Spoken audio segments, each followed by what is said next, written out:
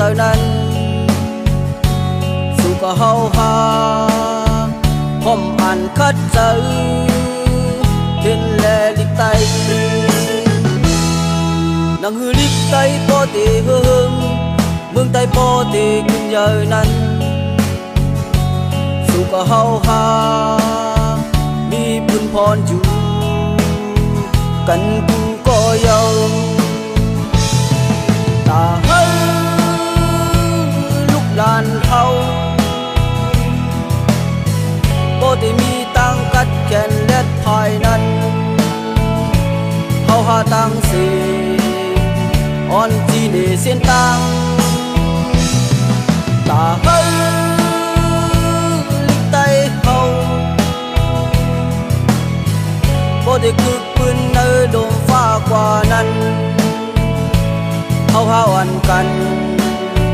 giúp con quả lê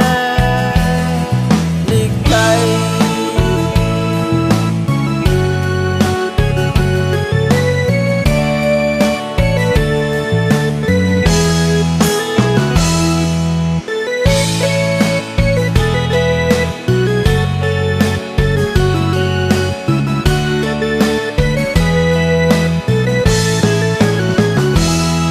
nắng hư khuyên quam tay lệ lịch tay hầu hơi bỏ hư hương từng sợi nan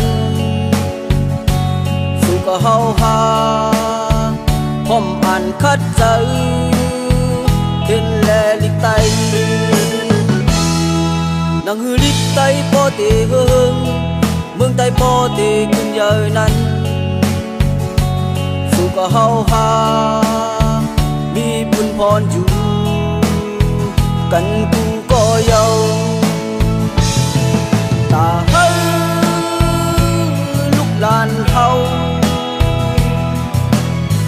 bố thì mi tăng cắt kèn lết thoại năn hầu hà tăng xì on chi để xiên tăng ta hơi lịch tay hầu bố thì cực bươn nơi đồn pha qua năn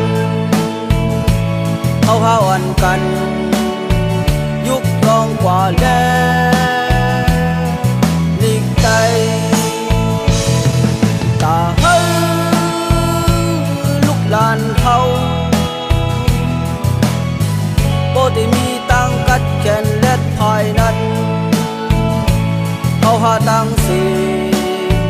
on chi để xiên tăng ta hơi